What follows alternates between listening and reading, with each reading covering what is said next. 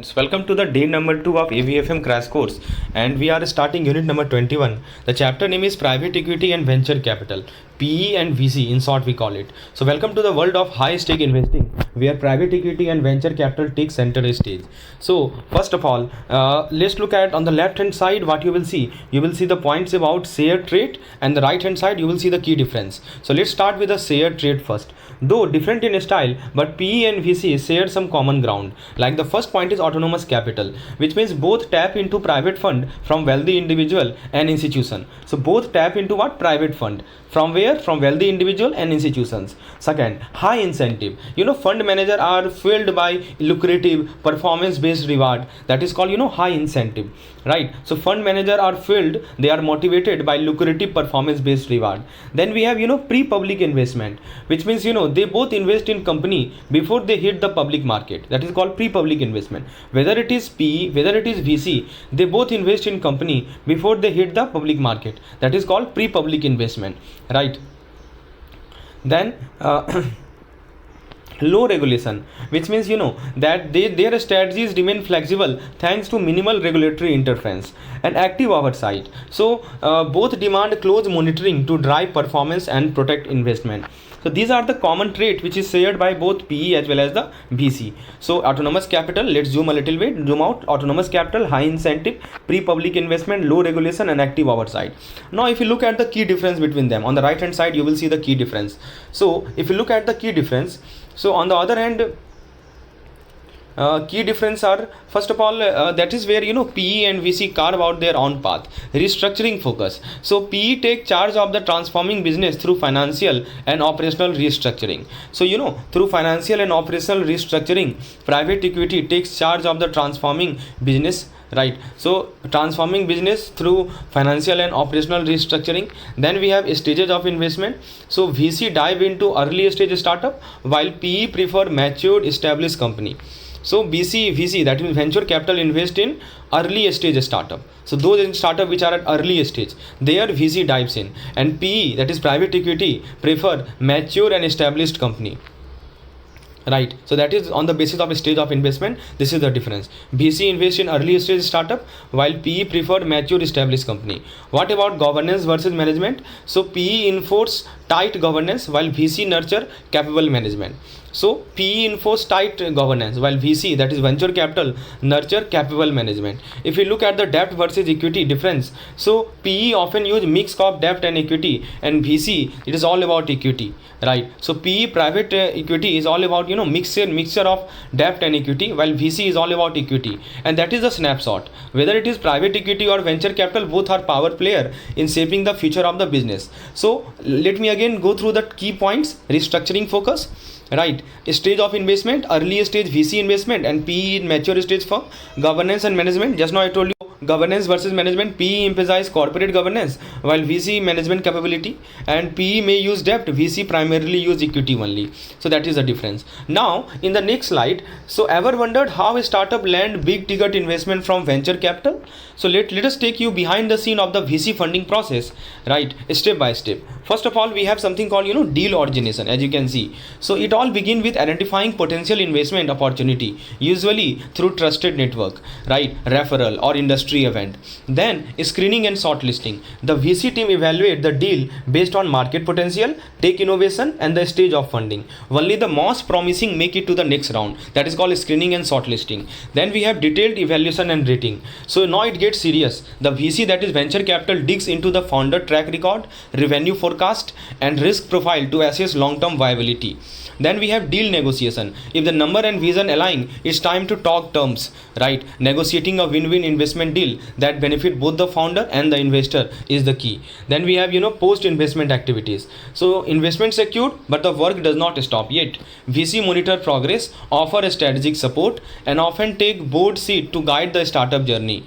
And finally we have exit strategy, which is the ultimate goal is to maximizing the return. That could mean an IPO, acquisition, or even a buyback, whatever deliver the best outcome. That is called exit strategy. So that is the ultimate goal is to maximize the return, and that could mean an IPO, acquisition, or even a a buyback, whatever delivers the best outcome. So what we have seen in this particular slide, from discovering to exit, this is how venture capital fuel innovation and build tomorrow giant. Now friends, let's look at the VC firm role and responsibility. So who is who in venture capital firm? Ever wondered how venture capital firm actually operate behind the scene? Let's break down the key player and their role in fueling the startup ecosystem. First we have the analyst. Analyst, the entry point into the VC world. These are often fresh grade or MBA intern who dive into market research and initial deal analysis. Then we have associate. After analyst, what we have? Associate. On the right hand side you can see associate, basically a setup. Associate sources deal, build founder relationship, but don't make final investment decision. They are the vital connector. They act like a connector. They build relationship, as you can see.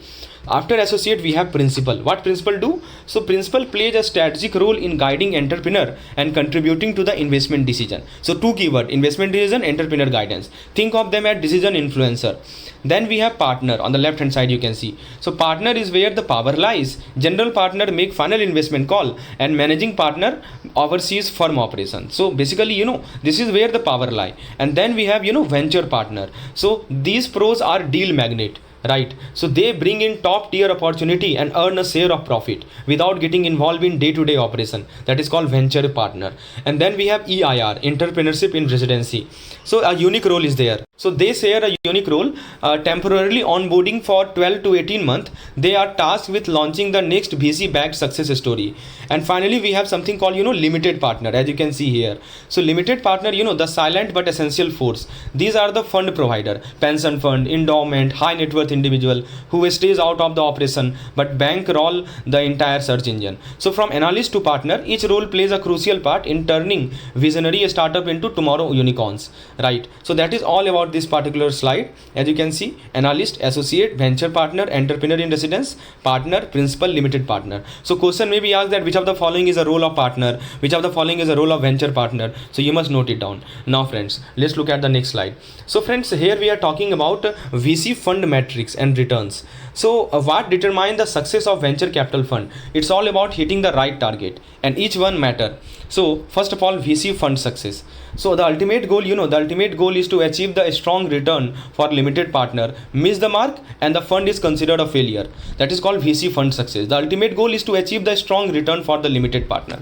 I think we have just discussed the limited partner. They fund investor, they provide capital, not involved in operation. So basically VC fund success, how it is measured? So achieve a strong return for the limited partner because they are the one who have invested in the amount, right? Like insurance company are the limited partner. Hurdle rate. This question is asked, what is hurdle rate? See, this is the minimum return promised to LP. Think of it like floor. If the fund can't clear this hurdle, it is falling short. It is failing short. Right. Then we have expected return. So venture capital is high risk. So naturally investor expect high reward to match. This metric keep the pressure on. Then we have sector focus. Not all industry deliver equal return. For example, SaaS, software as a service, might outperform D2C. So smart sector selection, it means a stronger return. Then we have stage focus. So investing early, like in seed round, means more risk but also more upside. Later stage like Series B tends to be safer but with modest return. Right.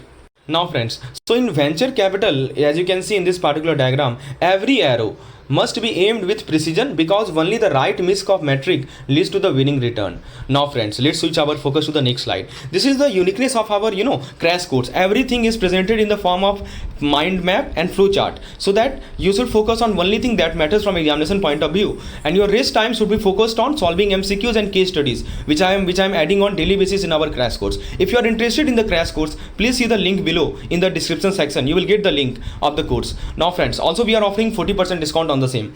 Now friends, let's talk about the private equity. That means behind the buyout. So private equity is not just about big money. It's about strategic transformation, long-term play and powerful exit. What are the pros? As you can see, pros are PE bring in alternative capital, right, with no quarterly performance pressure.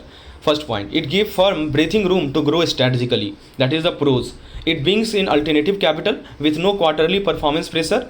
And if we talk about the cons, so but there are trade-off. Valuation are not market driven, and holding period can stretch for year, demanding patience. So pros are also there as far as private equity is concerned, that it brings in alternative capital with no quarterly performance pressure. It gives firm breathing room to grow strategically. But cons is that there are trade-off where valuations are not market driven and holding period can stretch for year, demanding patience. Now income source. Here you can see income source. So what are the income source? So fee firm earn through management fee and performance based incentive, aligning their success with the fund performance. So two types of sources are there. First is the management fee and performance based incentive, aligning their success with the fund performance. And if we talk about the funding use, so here you can see funding use, where funding will be used. So where does the money go? Into new technology, acquisition, working capital, and balance sheet improvement. So fueling serious growth. And what about the exit event? So the end game, an IPO, a strategic sale, or turnaround exit. These are the end game. Each move is planned to maximize investor return. And if you look at the structure of this PE, so PE firm operate with LP owning 99% with limited liability, while GP means general partner own 1% but hold full responsibility for investment. This is the structure of private equity. LP owning 99% with limited liability, and GP on 1% but hold full responsibility for investment. And finally, investment sources. So I told you who fund it all. Institutional investor fund it and accredited individual fund it, which are the backbone of private equity. So friends, if you summarize this entire private equity, so we can say that private equity is about high stake strategy with equally high potential reward. It is not fast, but it is very powerful. Now friends, let's look at the types of private equity we have. Very important slide. So private equity is not one size fit all. It branches into a specialized strategy designed to target different market, different risk level, and different investor goal. The first kind we have is called venture capital. So venture capital is a dynamic subtype of private equity, and this VC is driven by angel investor. It is funded by angel investor, right? And and venture capitalist. So two person fund it. Venture, it is funded by angel investor and venture capitalist. So if we talk about the stages, it fails the early stage journey from seed, which is called prototype phase, to the series A, which we call where a startup is scale up and prepare to conquer the market. So if you talk about the stages of venture capital, it fails the early stage journey from seed to series A. Right, seed means prototype phase and series A means startup scale up and prepare to conquer the market. So this is the stages of the stages of the journey. So early stage, seed, and series A stage. Now VC is where innovation meets capital. Venture capital is where innovation meets capital. Now the second point we have is called real estate private equity. So the second type of this private equity is called real estate private equity. So what happened, that gained massive momentum post 2008 after the real estate crash. So real estate crash post 2008, and this real estate private equity gained the massive momentum. This form target commercial real estate, CRE, REIT, and require high capital entry. That is real estate private equity. And then we have something called fund of fund, FOF. So what it happens, it is designed for those seeking exposure to private equity without direct investment. So it invests in mutual fund, hedge fund, and more. It is great for a small investor but with higher fee due to its layered structure. And while diversification is a plus point, but it does not always mean guaranteed return. So these are the three forms of private equity. Venture capital, right? So each type of PE serve a various different purpose, offering flexibility, which is offered by venture capital, risk variation offered by real estate private equity, and access tailored to different investor profile, fund of fund, right? So just now I told you that venture capital fuel the early stage journey, right? Subtype of private equity, real estate private equity, commercial real estate, REIT, high capital, lock-in period spans year, and fund of fund without direct investment, right? Mutual fund, hedge fund, a small investor but with higher fee. These are the key points which you must keep in mind. Now then we have legal, right? Legal and administrative structure of the private equity in India. So let's decode the regulatory backbone that shape the private equity in India. First of all, let's talk about the PE fund structure. Here you can see PE fund structure. So private equity fund in India can be structured at trust, LLP, or company, but all must be CAIIB AIF registered under the 2012 regulation. CAIIB Alternative Investment Fund registered under the 2012 regulation. These guidelines replace the older VCF norm. It replaced the older VCF norm of 1996. PE fund are privately pooled investment vehicle with a well-defined investment policy for both Indian and foreign investor. So again I am repeating that private equity fund in India can be structured as a trust, LLP or company, but all must be CAIIB AIF registered under the 2012 regulation. This guideline replaced the older VCF norm of 1996, right? And PE fund are privately pooled investment vehicle with a well-defined investment policy for both Indian and foreign investor. And one point you must note that mutual fund and collective investment scheme are excluded from this definition of PE fund structure. Then AIF category, very very important. So you know that private equity in India operate under 3 AIF, alternative investment fund category. Category 1 AIF, it is supported by the government or the regulators. Key point, remember, supported by government or regulators. It includes angel fund, SME fund, social venture capital and infrastructure fund. These are the key points. Then we have category 2. It is PE home turf. This fund uses no leverage except for operational need and cover PE fund, real estate fund and even distressed asset fund, right? And then we have the last category 3 AIF, which is the most complex of the 3, right? They use leverage and complex strategy, investing in listed, unlisted securities and derivative, and this includes hedge fund and PIPE fund, right? What is PIPE? Private investment in public equity. So basically these are the 3 categories. So this structure ensure that India's PE ecosystem remain flexible, regulated and open to innovation. Now then we have angel fund investment structure. Let's look at it. So friends, let's step into the world of early stage investing where innovation meets capital. What is angel fund? So here you can see the detail of the angel fund. Let me take you. So angel fund are subcategory of venture capital fund operating under category 1 AIF. I told you there are 3 category of AIF, category 1, category 2, category 3. So angel fund operate under category 1 AIF. They pool money from angel investor to back a startup at very early stage. So remember the key point, early stage. It is governed under chapter 3A of the CAIIB AIF regulation 2012, and these fund raise capital by issuing unit to the angel investor. Now the question is, who are these angel investors? You must know. See, they are not just wealthy individual, they are experienced professional. Individual with at least 2 crore in net tangible asset and relevant entrepreneur or managerial experience. Corporate with net worth of 10 crore and a track record of investing. Other VC or AIF entity already registered with the CAIIB under VCF regulation 1996. Now, if we talk about the investment limit, minimum investment required is 25 lakh and maximum lock-in period is 3 years. Now, then we have CAIIB AIF regulation. So, angel fund, operate under a standardized governance framework, just like any other private equity firm. They focus mainly on equity or equity-linked instrument or structured partnership. So, angel fund, they are the rocket fuel for tomorrow unicorn, bridging big dream with bold investment. Right, so that is the point about angel fund. So that is all you need to understand all about this particular chapter, nothing more, because only these topics have been appeared in the examination, in the last 4 examination. So I request you to please go through them, and now you go to solving MCQs and case study which I have added in today's folder. That will help you reinforce your concept, test your understanding. Thank you.